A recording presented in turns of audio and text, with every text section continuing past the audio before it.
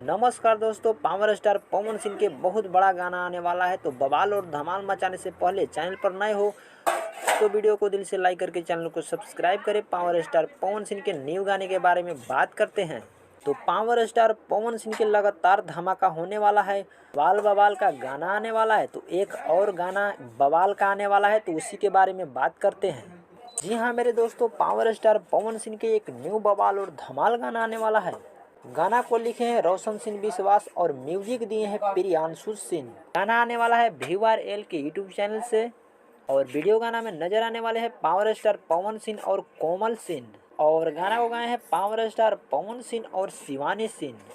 बताया जा रहा है कि पावर स्टार पवन सिंह के ये वाला गाना बवाल और तगड़ा होने वाला है। तो चैनल को सब्सक्राइब करें। मिलते हैं नेक्स्ट वीडियो में, बवाल का वीडियो लेकर के आएंगे।